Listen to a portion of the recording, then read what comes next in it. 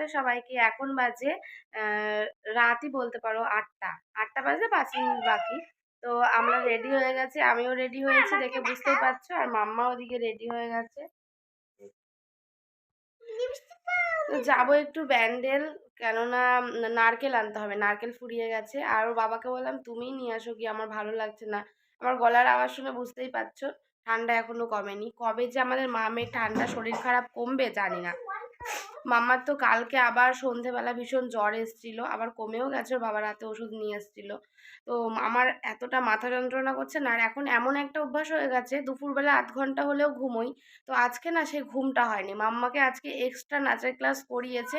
তো ওকে ঘুম পাড়ালেও আর উঠতে চায় না। ওই জন্য ওকে আজকে ঘুম পাড়ায়নি, আর তার সাথে সাথে আমারও ঘুম হয়নি।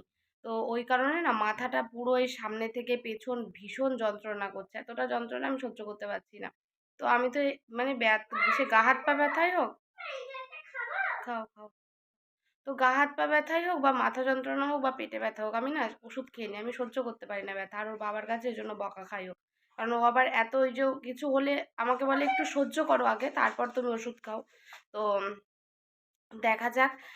তো বললাম তুমি যাও। তো বললাম আমি একা একা যাবো, বাইরে ঠান্ডা নেই অতটা, ঠান্ডা তো কমেই গেছে, কিন্তু আমার না একটু শরীরটা খারাপ, তো ওই জন্য কেমন একটা শীত শীত করছে।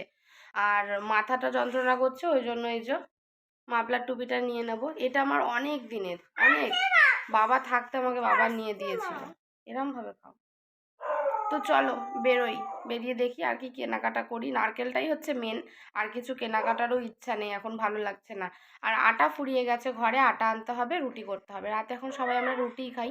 আর ভাত থাকলে ভাত খাওয়া হয়, ভাত অল্প করে আছে। ভাতটা না রাতের জন্য রান্নাও করি না বেশি করে, কেননা ভাত খাওয়া হয় না তো, আর বাসি ভাত কেউ খেতে চায় না।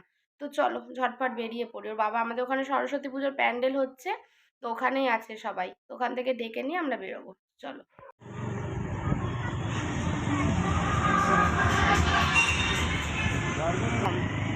হালকা। তো আমরা বাইরে বেরিয়েছিলাম আর চলেও এসেছি আমাদের কাজ সেরে। আর আসার সময় খাবার জন্য স্যান্ডউইচ নিয়ে এসেছি, ব্যাস এটাই খাবো। তো মাম্মা খাবে না, 3টে এনেছিলাম। বড়মশাই খেয়ে চলে গেল, আমাদের ওখানে সরস্বতী পুজোর প্যান্ডেল হচ্ছে বললাম না, ওখানে। আর ছেলে খাবে আর আমি। গুড মর্নিং বন্ধুরা, কেমন আছো সবাই? আশা করি সবাই খুব ভালো আছো। আর তোমাদের সুস্থতা কিন্তু সবসময় কামনা করি।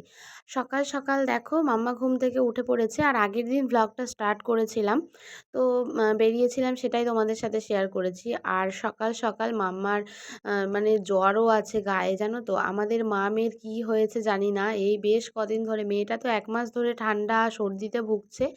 আর এত ঘামে মাথা ভর্তি চুল হয়েছে। এবার এই শীতটা না গেলে তো চুলটাও কাটাতে পারছি না, কারণ আরও ঠান্ডা লাগবে বেশি। আর চুলগুলো বড় বড় হলেই ওর শরীর খারাপ হয়।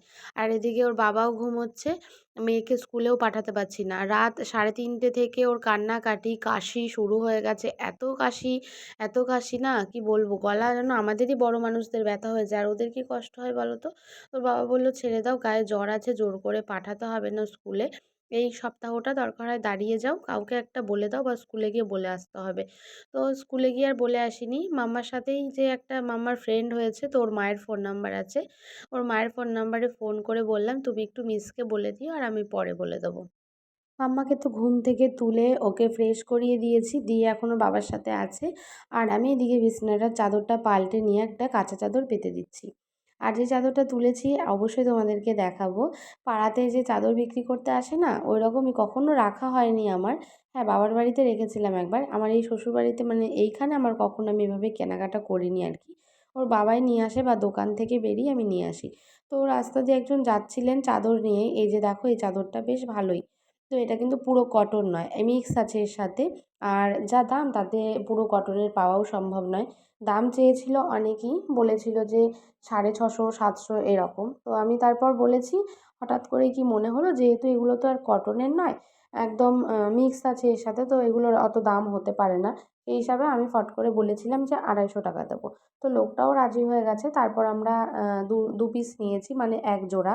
এগুলো জোড়া থাকে, কেটে নিতে হয়। আমি 1 পিস নিয়েছি আর কাকিমা 1 পিস নিয়েছে। 125 টাকা করে আমার আর কাকিমার ভাগে পড়েছিল। তো চাদরটা বেশ ভালো, কিন্তু একদম যে পিছলে বিছানায় পাতা যায় না সেমন নয়, মোটামুটি খারাপ নয়। 125 টাকায় একটা বেড কাভার কখনোই সেটা আশা করার বাইরে, সেখানে আমরা তো পেয়ে গেছি বলো। তো বিছানাটা সুন্দর করে গুছিয়ে নিয়েছি আর তারপর আমি সোজা চলে এসেছি রান্নার কাছে। আজকে ঘন ঘন করে মুসুর ডাল করেছি পেঁপে দিয়ে আর তার সাথে সব কিছু সবজি দিয়ে একটা তরকারি নিরামিষ। এই সবজিটা কিন্তু খেতে বেশ ভালো লাগে। আর দেখলাম ফ্রিজ খুলে সজনে ডাঁটা, এটা তো আমার মনেই ছিল না। তো সজনে ডাঁটা তার সাথে যদি কাঁচা কলা আর একটু উচ্ছে থাকতো তাহলে শুক্তো বানিয়ে নিতাম। সেটাও তো আমার বর খেতে ভীষণ ভালোবাসে। আর আমি যেমন রান্না করতে ভালোবাসি, আমার বর না খেতে ভীষণ ভালোবাসে। মানে ও বাড়িতে থাকলে আমার অর্ধেকটা টাইম রান্নাঘরেই কেটে যায়। মোটামুটি কমপ্লিট। আর এখন বাজে 3টে বাজতে 5 মিনিট বাকি। কয়েকটা জামা কাপড় কেচেছি আজকে। আকাশটা এত বাজে ওয়েদার হয়ে আছে না, মেঘলা মেঘলা হয়ে আছে, ওই জন্য আর বেশি কাচিনি। ওই শুধু বেড কাভারটা কেচেছি, আমার নাইটি আর মাম্মার একটা কাঁথা আর প্যান্ট। তো এগুলো ছাদে মেলে দেবো, দিয়ে আমি পুজোটা করে নেবো। চলো পুজোটা করে নিই। কোনো আকাশে কোনো আজকে একদমই রোদ ওঠেনি জানো, একদম মেঘলা হয়ে আছে। তো চলো জামা কাপড়গুলো মেলে দিয়ে নিই।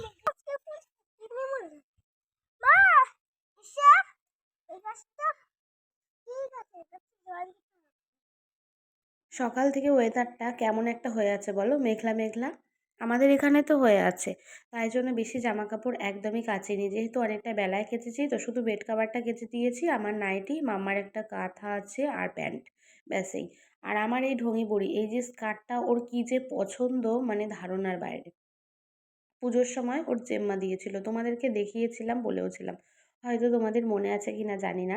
তবে এই স্কার্টটা ও ভীষণ পছন্দ করে, প্রত্যেক দিন পরবে। মানে আমি এটাকে কেচে রাখলে মানে শোকানোর টাইমটুকু দেয় না। ওপরটা যদি ভেজা থাকে না, আর স্কার্টের যে কোমরের বর্ডারটা ওটা তো মোটা, কিন্তু ওকে কে বোঝাবে, ওটাকে গুটিয়ে গাটিয়ে পরবে। ও এত পছন্দ করে স্কার্টটা ভীষণ। রং উঠে গেছে কিন্তু তাও ওর খুব ভালো লাগে। তো যাই হোক, পড়ুক। আর আমার সাথে সাথে দেখো জামা কাপড় মেলতে ব্যস্ত। আর তারপর আমি পুজো দিয়ে নিচ্ছি। সব কিছু আর তোমাদের সাথে শেয়ার করলাম না, আমার স্নান করানো, জামা কাপড় পাল্টানো সব হয়ে গেছে। আর আজকে অনেক দিন বাদে গোপাল সোনাকে দোলনায় দিয়েছি। আর ওর বাবাকে দিয়ে একটু সন্দেশ আনিয়েছিলাম, আজকে সন্দেশ দিয়েই সেবা দিলাম গোপুসোনাকে। আর গোপুসোনা দেখো কত খুশি, দোলনায় বসে দোলনা চড়ছে।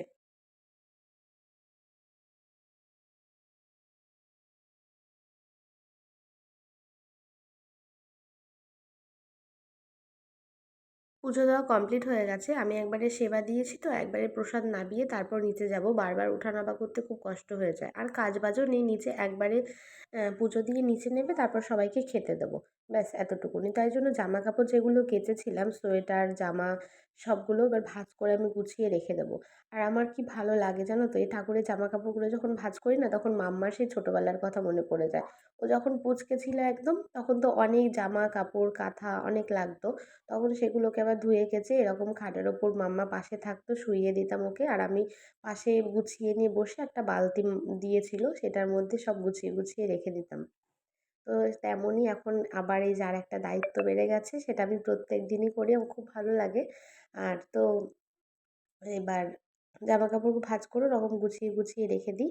আর গোপু সোনাকে এই যে একটু দোলনা দিয়ে দিলাম, আর আমি এবার একটুখানি কৃষ্ণ নাম জপ করে তারপর একবারে নিচে চলে যাব। তো চলো নিচে গিয়ে তারপর একবারে দেখা হচ্ছে।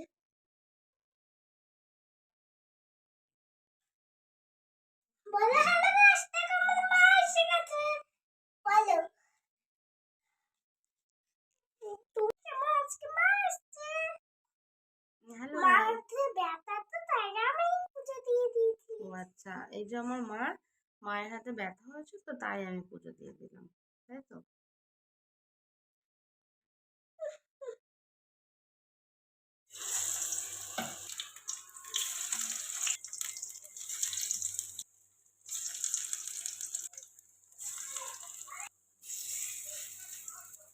যারা ভোজন রসিক হয় তাদের কিন্তু বাজারের ব্যাগে কোনো কিছুর আর অপূরণ থাকে না। যেটা বাজারে নতুন দেখবে সেটাই বাড়িতে চলে আসবে, তাই নয় কি? আমি ঠিক বললাম তো বলো?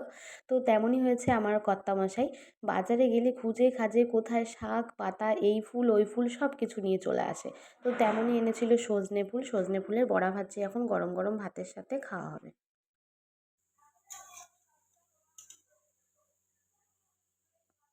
বড়াগুলো ভাজা হয়ে গেছে আর তারপর দেখো আমি থালা নিয়ে নিয়েছি, ভাতগুলো বেড়ে নিয়ে। আর ওই কাঁসার থালাটায় বিট লবণ রেখেছিলাম, ওই জন্য দেখেছো কেমন একটা দাগ হয়ে গেছে।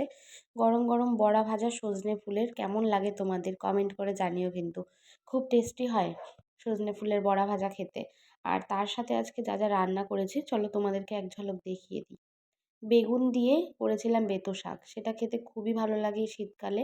বেতর শাকটা আমার প্রত্যেক দিন দিলে প্রত্যেক দিনই খুব ভালো লাগে। আর তার সাথে একটা নিরামিষ তরকারি করেছিলাম, রান্নার সময় তো দেখালাম। বড়ি দিয়ে, তার সাথে বেগুন, আলু, কুমড়ো আর সজনে ডাঁটা দিয়ে একটা নিরামিষ তরকারি, আর ঘন ঘন করে মসুর ডাল করেছি পেঁপে দিয়ে। আর তার সাথে ৫ ফোড়ন দিয়েছিলাম আর কাঁচা লঙ্কা, ব্যাস। ডালটা ঘন ঘন করে করলে ভীষণ টেস্টি হয় কিন্তু খেতে। আর তার সাথে আছে সাদা ভাত। তো চলো এবার দুপুরের খাওয়া দাওয়াটা কমপ্লিট করে নিই। আর প্রত্যেক দিনকার মতন বড়মশাই যেহেতু বাড়িতে আছে, সুন্দর করে একটা থালা গুছিয়ে ওকে দিয়েছি। আর এইভাবে দিলে ও কিন্তু মনে মনে ভীষণ খুশি হয়, জানো তো, গুছিয়ে সব কিছু দিলে। তো চলো আমার দুপুরের একটা লাঞ্চের থালি রেডি হয়ে গেল। এবার চলো খাওয়া দাওয়া করে নিই। তোমাদের এই ভিডিওটা কেমন লাগলো কমেন্ট সেকশানে কিন্তু কমেন্ট করতে ভুলো না। তো চলো টাটা, দেখা হচ্ছে নেক্সট ব্লগে।